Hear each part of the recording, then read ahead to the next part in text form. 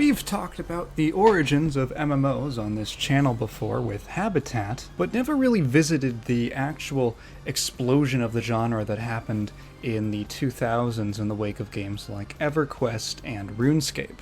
There are quite literally hundreds of massively multiplayer online games that released throughout that decade. I mean, it's so lucrative. Why wouldn't we just flood the market with subscription-based titles that demand a heavy time investment? Yeah, so it's no secret that MMOs as a genre kind of went underground for a while there, and they're only starting to come back with games like Final Fantasy XIV.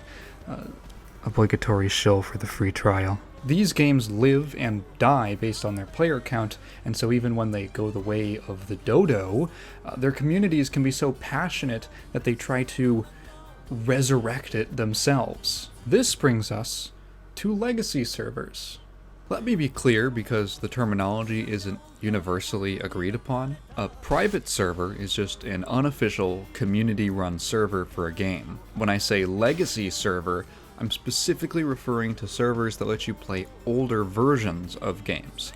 It just so happens that when a game's live servers go down, the only way to play it is on a privately run legacy server. These usually end up having subtitles tagged onto them to distinguish them from the official product, but I was introduced to the concept with the term legacy, so that's what I use. Then how do these work? Every time you perform an action in a game, that action is sent to a server. Every single action has a name in the game's files. You can log the interactions between your game and the server, and if enough people are able to pool their information together, a good majority of a game's functions can be recorded. This doesn't mean that the actual code is available to you, but it gives an idea as to what you need to do yourself, which brings us to the monumentally hard part. Basically, the entire game needs to be coded from the ground up to emulate the original behaviors of the live game as closely as possible. Legacy servers, and private servers in general, take a tremendous amount of effort to get working, much less working well. They're often products of efforts by teams of highly dedicated community members who know the game like the back of their hand. All of this with the inherent risk that these projects are in a legal gray area, especially considering they're reusing the graphical assets. It's never been brought to court, but they kind of work on an honor code, as long as you don't use our product to make money, we won't sue you. It's for this reason that most of these won't get much publicity outside of a few articles written around their launch. So with so many of these out there, if you're even interested, which ones are really worth your time?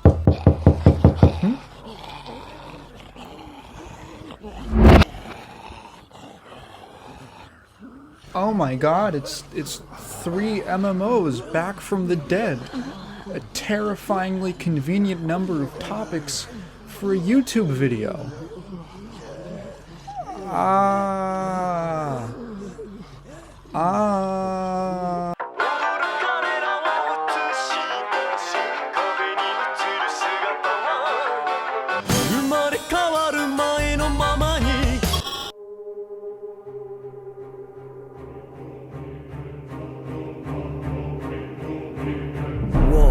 Is everywhere.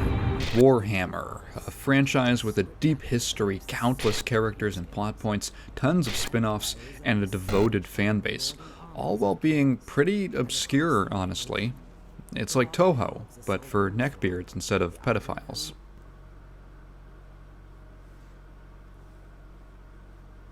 Warhammer is split into 2 large properties, 40K, the far future sci-fi setting, and Fantasy, a dark medieval world. In 2015, the owners of Warhammer, Games Workshop, killed the Fantasy brand and rebooted it under Age of Sigmar. Before that, though, there were plans to adapt the Fantasy setting into an MMO. It was set to be developed by the British Climax Studios in the early 2000s, however, after both parties agreed that the expenses to finish it would be too high, the project was dropped in 2004. Development would continue for a few months as they held out hope for a new publisher, but the light never arrived.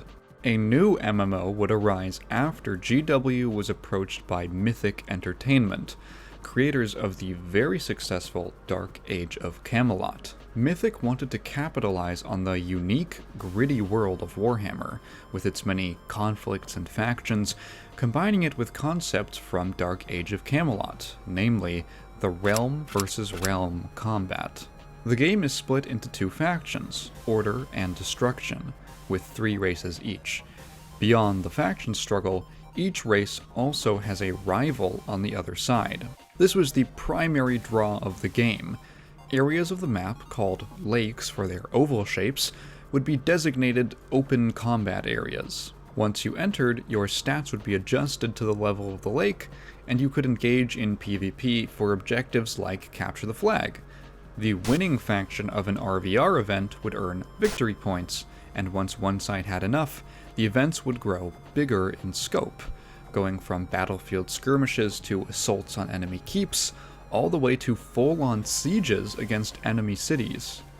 The players of the invaded city would have to defend against the attackers, and if they were unsuccessful, the invaders had a period of time to pillage the town until reinforcements would arrive in the form of NPC guards, who would eventually drive them out. After this, the conflict would reset. At the time, Age of Reckoning offered a vast world that built off of the systems and mechanics of the developer's previously successful game. So why was it axed in 2013? I feel like you'll have as many answers to this question as the number of people you ask. As the story goes, EA/Mythic Studios sunk enormous amounts of money up front to develop the game itself, and also paid exuberant fees to Games Workshop for the licensing rights to use Warhammer Fantasy and all associated IP. That quote comes from Norcali, a volunteer on the Return of Reckoning team. Oh yeah, I should mention that Mythic was bought by Electronic Arts about a year after development started. As Norcali describes, it's hard to pin down exactly one reason for the failure. One of the heaviest criticisms of the game was its similarity to World of Warcraft. After trying it out for about an hour, yeah, that checks out. I have to stress that Return of Reckoning is an alpha being worked on by fans in their spare time, so issues like models not loading and the character creation is excusable. Actually, you just need to restart the game and it finishes downloading the files. It works fine. Warhammer Online is a game where you run around a fantasy world, killing monsters and accepting quests from NPCs and big walls of text that you'll never read. It's a World of Warcraft with a realm versus realm system bolted on, to describe the game in the least charitable way possible. Character creation is pretty decent for its time. Now, in the Warhammer universe, the different races and factions all have different playstyles, so they have unique jobs from one to another. While I don't typically like race and gender-locked classes, it would feel strange if a Warhammer game had identical ones across both factions. Instead, there's 4 traditional categories, with each one having a twist depending on the race. For instance, the ranged DPS of the Greenskins is the Squig Herder, a summon character that can fight with and even inside of his creatures. The Empire has the Bright Wizards, Glasskin and Fire Mages, who deal big damage at the risk of harming themselves. Dwarves have Engineers, close-range bombardment experts with guns and explosives. Chaos's Magus is another summon character, but one who focuses on calling single demons and whose spells have secondary effects that work in conjunction. This is just the diversity of the ranged DPS. Every side has crazy cool class variety, and it wasn't uncommon to see players with a few alternate characters just to try out the other playstyles.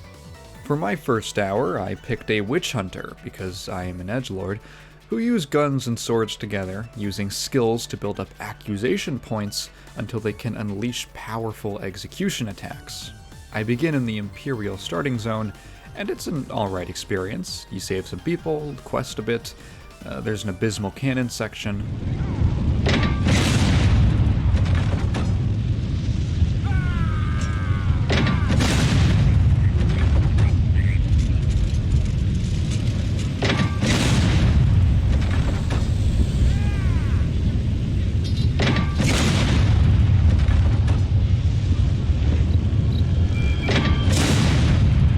This is actually awful. Like, I almost quit because of this. Kind of glad I didn't, because I encountered this world event.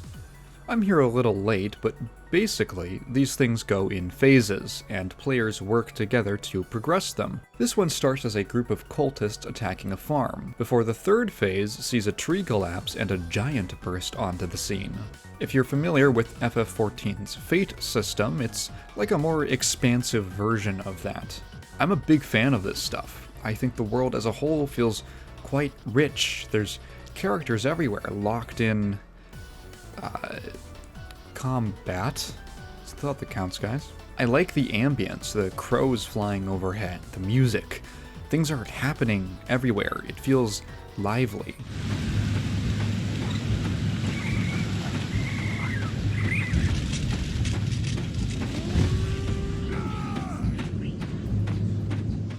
I finish up a few more quests, fight some ghosts, and check out the story progress.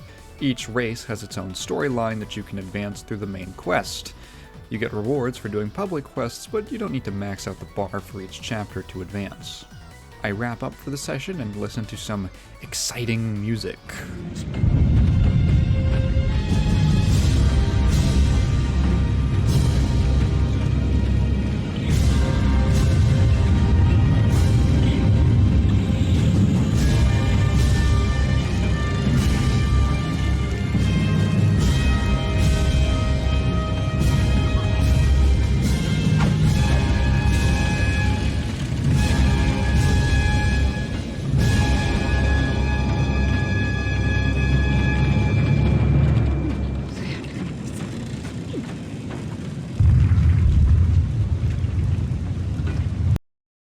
Warhammer Online had a very successful launch in 2008, selling 1.2 million units and peaking at 800,000 concurrent players.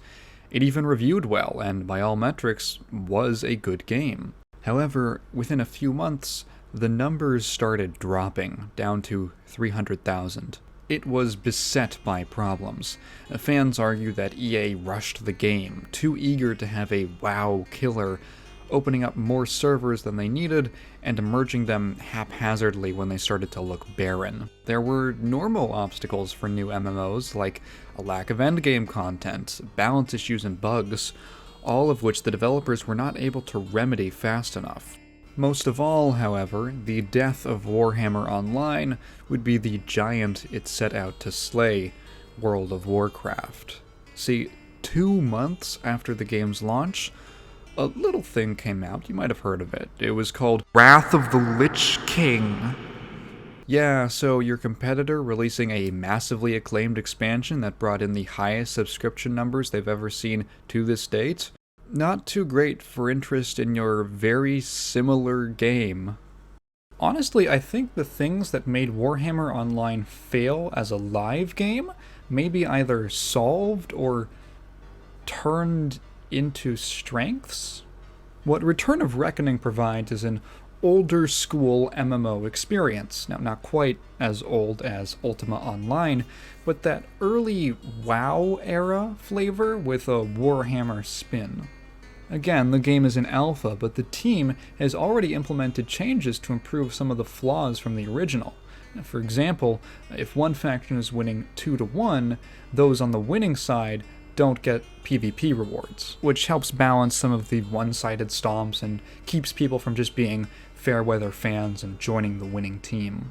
I'd say that if you were a fan of WoW Classic and either don't want to support Blizzard right now, or are looking for something new but kind of familiar, ROR might hold a lot of appeal for you. 70 years ago, heroes first appeared in Paragon City.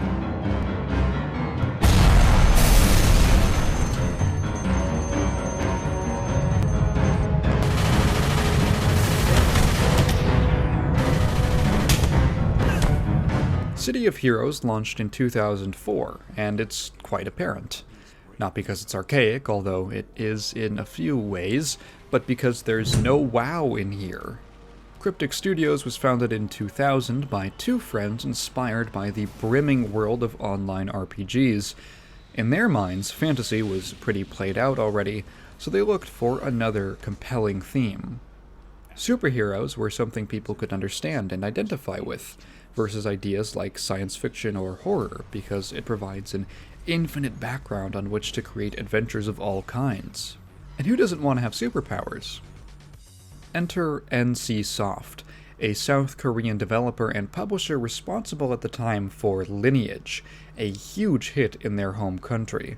Looking to expand with this new and lucrative MMO model, they successfully approached Cryptic in 2002 with a publishing deal. This is foreshadowing. The game was immediately met with warm reception from reviewers, and while sales data is a little hard to come by, it's safe to say that it made at least enough initially and with its subscription model to support the game for several years. At launch, players could create superhero characters with a range of different powers and explore Paragon City. Unlike other MMO cities, this was a massive environment divided into several smaller neighborhoods which acted as individual zones. Initially, you'd be stopping small crimes on the streets before working with the heroic organization Longbow against the evil Arachnos. The game featured free updates called Issues, which added tons of content and balance changes.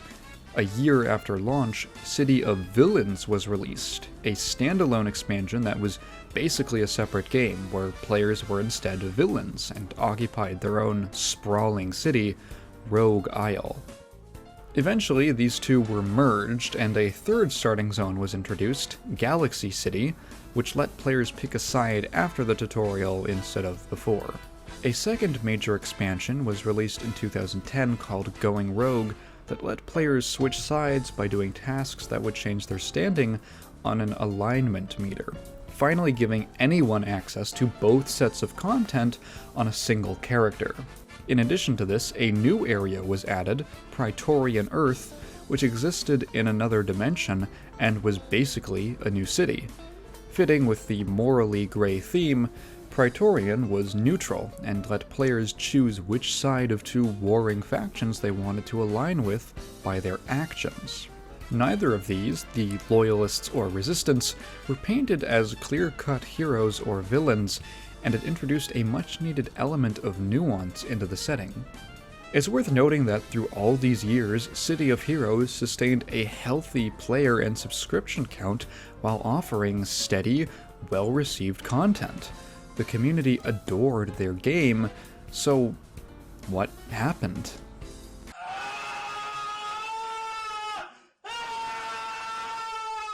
Okay, quick timeline. In 2006, NCSoft tried to bring the game back home, branding it City of Hero. That is the most Korean MMO name change I've ever heard of. The beta test flopped miserably in the region, and they shelved it before the full release.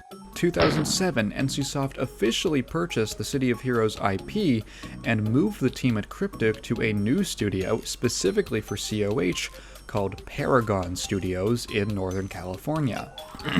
Rent! 2011, COH moves to a hybrid model, offering a free-to-play version of the game with no limitations on game time, but restrictions on numbers of alts and participating in some content. According to some unsourced forum posts, Positron, a lead dev on the team, said that the game was making more money with this model than before. A year later, in 2012, Paragon announces its closure. So if the game had such a strong community, had switched over to a working business model, and was still profitable while earning critical praise, why shut it down? Because NCSoft also owned like 10 other MMOs that were doing even better than COH.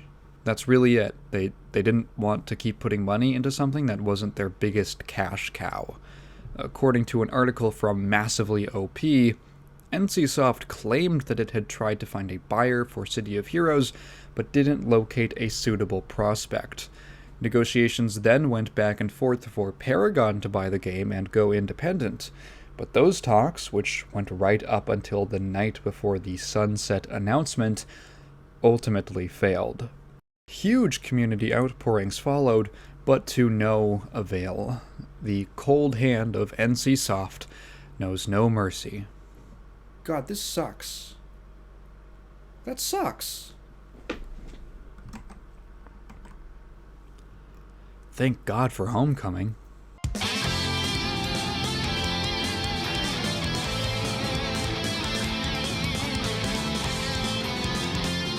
Ah, it boots in full screen windowed. A game after my own heart. Up front, City of Heroes has the best character creation I've ever seen in a video game. The amount of options you have are staggering, and they're all interesting. Like, let me just hit random a few times. I don't even know what's going on here. Classes are divided into playstyles, which are further divided into archetypes, which have a range of power sets to choose from. It's very in-depth, and I can see why people got so invested in their characters. You could just hop in and mess around making a cool, weird design. I spent 40 minutes on this part alone. Eventually, I settle on making not Hazama, because I'm an edgelord, and pick Galaxy City as my starting zone. My name?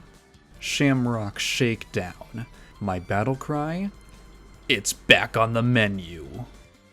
This tutorial is a little slow. The game's combat is a teensy bit awkward, which you could chalk up to a few things, mainly its age. First of all, this boss takes too long. Second off, there isn't a lot of feedback when you use abilities. Even a progress bar for cast times would be nice. It leaves things feeling a little floaty. Also, hitting escape doesn't close out windows or open the options menu. You need to go to menu up here and then select options. The UI is all scrunched up, but that might be because my monitor is bigger than the default size when it released. I choose to be a villain because I'm an edgelord, and this city is really nice. It has this moody ambience. The sky is overcast. People run away when you walk past. There's zombies roaming the streets. The game is really okay with you going anywhere. Your jump is pretty high and you take minimal fall damage if you slip up. Also, unlimited sprint from the very beginning. I do some missions for the Arachnos leaders, beat up some good guys, blow up a building, infiltrate a base, escape, and go to an island to hunt down a traitor. This is all within about an hour and a half. It's a steady stream of diverse quests. The two things I will dock it for are the aforementioned light-feeling combat and also the lack of music. When you're just walking around the city, it's cool, but in combat, especially instanced areas, I'd like to hear something beyond ambience and sound effects, just to make these things feel more important.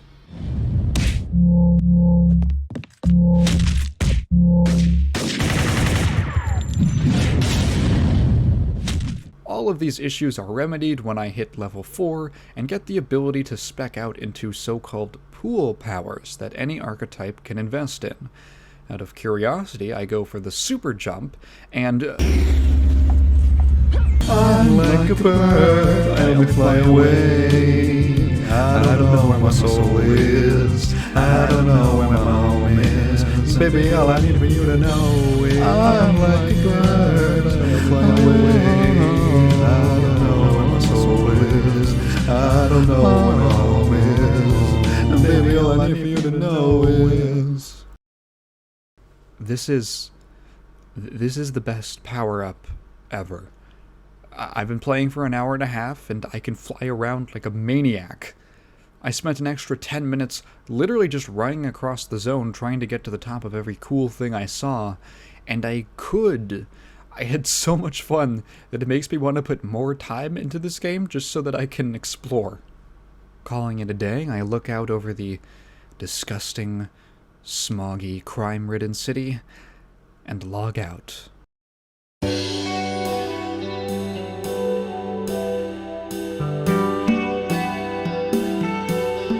Yes, you should. This game has some flaws. It lacks some polish in gameplay areas, I will admit, but it has so much going for it. And now that it's resurrected in Homecoming, everything you once had to pay for is just free. City of Heroes is a labor of love that ran for 8 years and still had plenty of life on it when it got the boot. Check it out, at least just to mess around in the character creator. Oh, and there's like a weird system where you have to make 2 accounts, one for the forum to verify your email, and then a separate like game account, you can figure it out.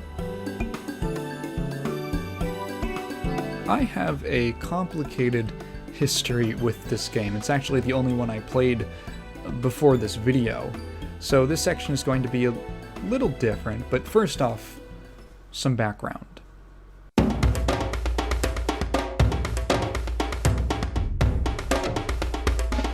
Star Wars Galaxies launched in 2003 to high praise and sales of close to 400,000.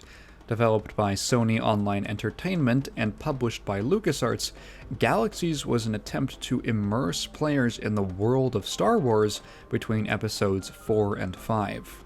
Galaxies is a sandbox MMO. Players are dropped onto Tatooine with a choice of 7 basic classes, each of which could branch out into several elite classes and further spec'd into hybrids. All told, there were 34 potential classes. For instance, developing your scout and marksman trees makes a bounty hunter, which are ranged characters who can take up bounties on other players and literally hunt them down and PvP them to death. And when you kill them, you get to collect a bounty. This is what made me want to play the game. Like, literally that whole system. It's too cool. The game saw 3 major expansions, with the last one, Trials of Obi-Wan, releasing in 2005. You might notice in discussions of this game that people don't refer to its different eras by the expansion names, but rather the names of major system changes. This is a bad sign. Galaxy's history is split into 3 periods: Vanilla, Combat Upgrade, and New Game Enhancements. Vanilla is self-explanatory. It's everything I just described. You're dropped in, kill stuff, level up, sandbox.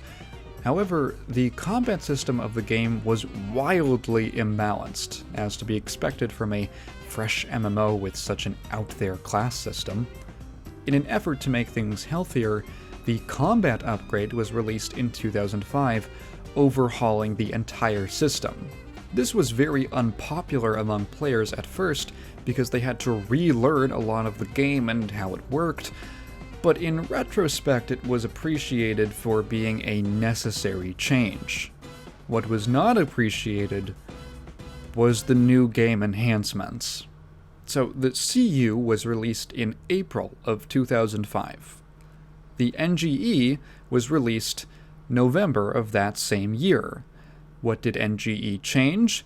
The entire core of the game. 34 classes? Gone. You've got 9 to pick from, and they are rigid. Jedi, which were once a class you needed to earn by mastering 5 professions, now it's available from the start, because, and I quote, "marketing told us to do it." Additionally, the combat system was overhauled again to closer resemble real-time combat.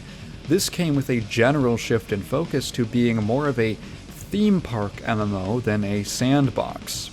Why was this done? Well, there's a mixture of corporate BS and harsh truths, in my opinion. The game was bleeding subscribers to WoW. Now, again, the numbers are hard to come by, but John Smedley, SOE president, claimed that the NGE was necessary to reverse the decay in the player base. That didn't work, and despite continued support, these servers would shutter in 2011. It's obvious that these changes were intended to jam the game into a WoW-shaped hole. Now, by pre-Warcraft standards, it was a success, but afterwards, Sony wanted that money.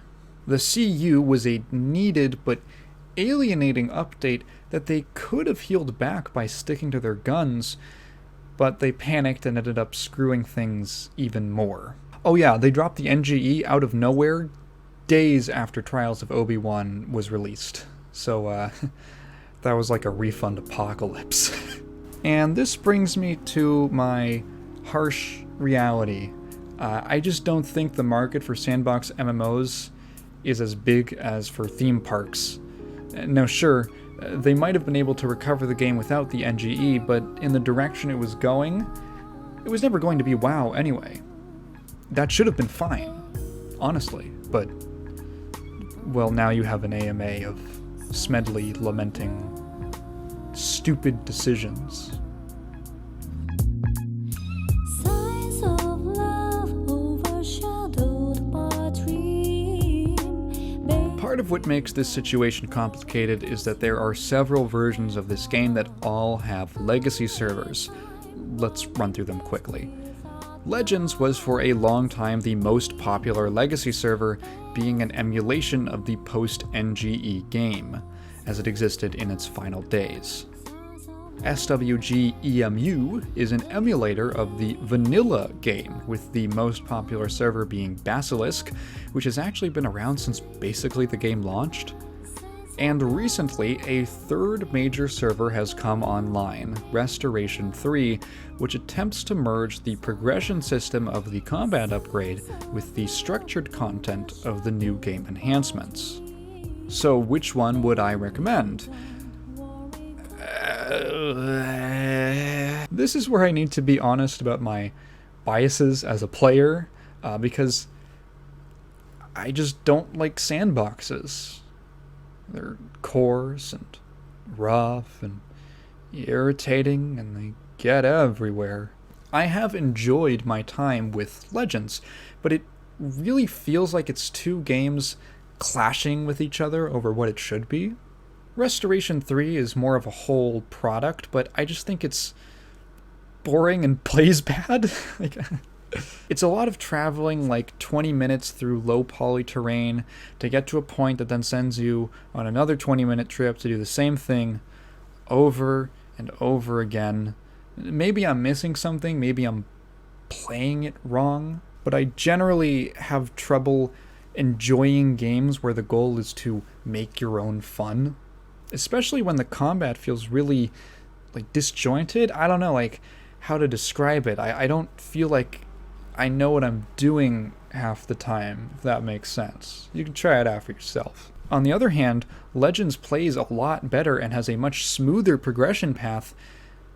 It's just not really that impressive in the grand scheme of what's out there. It's a lot of go here, kill things, get item, bring item to me. And I haven't played Basilisk. Sorry. If you are someone who enjoys sandboxes or are interested in those elements of the game, I would recommend at least trying out Basilisk or Resto 3. If you want a more standard theme park experience in a very well-realized Star Wars setting, Legends is good. One thing that the game does tremendously well, regardless of version, is capturing the feeling of Star Wars. It's in these huge landscapes, it's in the sound effects, the environmental sounds, the music, which lifts many pieces from the films. It's really, really good.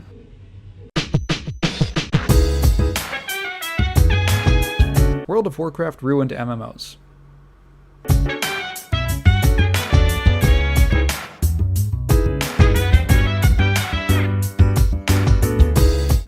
Just kidding. Sort of. These games are fascinating. Age of Reckoning is a game that really struck a cool, creative vision, but was just a little too similar to its competitor at the time. City of Heroes fulfilled its vision and was a tragic victim of its publisher. Galaxies is sort of like one semi-truck T-boning another one at 100 miles an hour, and they never really crash, they just sort of keep spinning down the road on fire. And some people like that. Whatever criticisms of these games I've made should not reflect poorly on the teams that are working to revive them. I am a huge proponent of preservation, especially for live games that shut down or are radically altered. These guys work really hard for free to rebuild these things, and they deserve credit for all of that. And now all of these projects are going to be linked below, and if any of them caught your eye, I'd urge you to at least try them out. One tragedy is that if you weren't there and playing at the time, a lot of these games get forgotten easily. Now, if you excuse me, I have to deal with the hordes of the undead outside my door. Oh no, they're eating me. Ah. Ah. Ah. Ah. So dance while I put